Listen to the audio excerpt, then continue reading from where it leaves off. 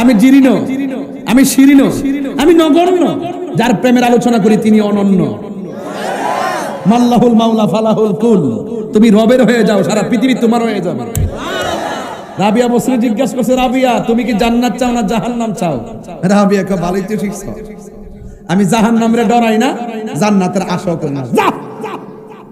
উমা এটা কি তাকো, দুনিয়ার সব জাহান্নামরে ডরা আর জান্নাতের লেগে পাগল হয়ে যাগা।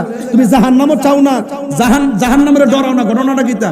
তুমি জান্নাতও চাও না, জাহান্নামরে ডরাও না, কারণটা কিতা? রাবিয়া বসরি কয়, আমি জাহান্নামরে ডরাই না, জান্নাতের আশা করি না, আমি আমার জান্নাতের মালিকের পালিক। আমার দাদা ফয়জুদ্দিন শাহ রহমাতুল্লাহ আলাইহি কইতো, আমি রিজিকের পিছনে দৌড়ি না, যিনি রিজিক দেয় তারে তালাশ করি। সে যদি আমার হয়ে যায়, রিজিক আমার ঘরে আসবে।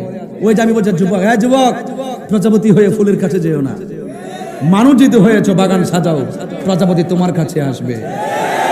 এটার মানে হলো সফলতার পিছনে দৌড়া ছোটাছুটি করো না, কে কোন সফলতা অর্জন করলো সেই দিকে যায় না, নিজের যোগ্যতা অর্জন করো, সফলতা তোমার পিছনে ঘুরবে। তাহিরি কি এখানে এমনি আইসা বলছে? 22 বছরের কেরিয়া যদি কও যে কালকে তুমি হয়ে যাবে গা, অসম্ভব। সাকিব আল হাসান এমনি হইছে না, খেললে হইছে, কথা কোন ঠিক না বেটি? এটা সাধারণ জিনিস না, কিন্তু এটা বুঝতেইব। নেইমার মেসি এমনি না, কিন্তু আগে ঠিক কই বুঝতেইব।